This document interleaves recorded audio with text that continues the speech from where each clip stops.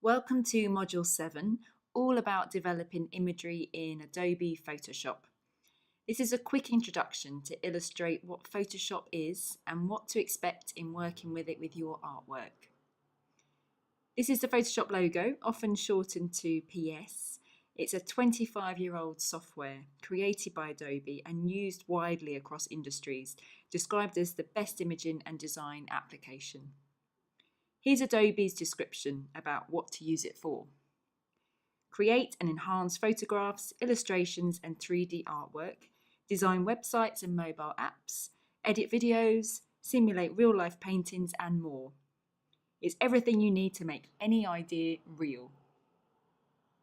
So an extremely powerful tool, an excellent piece of software to apply in all sorts of workplace.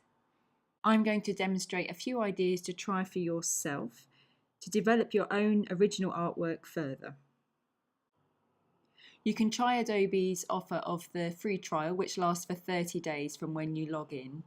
And you can do that by going to this website here in Adobe, and you can click along to the free trial button.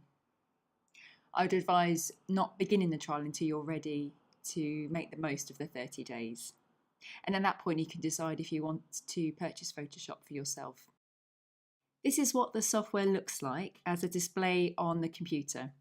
A series of tools down the left-hand side, your file or artwork in the middle, and on the right-hand side, the boxes for managing your history of work, so you can move back and forth in your work output.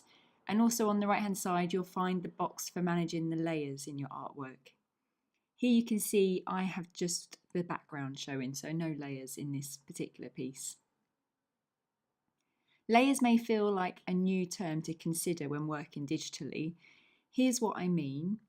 Suppose I want to combine this photograph from the photo walk of the shadow on the wall with the next image, the paper sculpture of that shadow, photographed in the light box from the previous module. I might heighten the colour by changing the hue and saturation levels to bright blue, the layer over the original Photoshop shadow image. I can alter the opacity of the top layer to make both images visible at once. Reducing opacity makes the layer more see-through or translucent.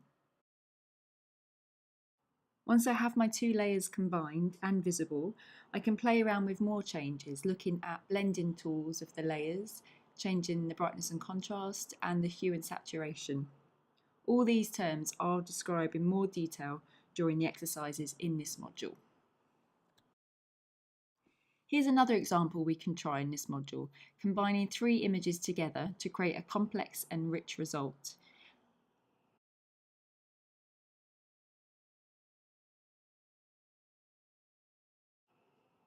And lastly, the third exercise in using three images also, playing with cutouts, blending layer options, and creating new colour palettes. Hopefully this gives you a flavour of what's possible with Photoshop and the artwork we'll be using within it. My aim when working in Photoshop with new original artwork is to offer something new, push qualities of mark and colour, and be curious about how different 2D and 3D original artwork can be when combined together to create something unfamiliar, surprising, but with a light touch. Some of this imagery I may use for future scarf collections or as 2D artwork.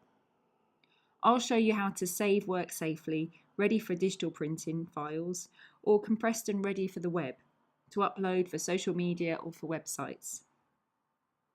For each example, you'll have access to the demonstration files, so you can follow along yourself using the same material.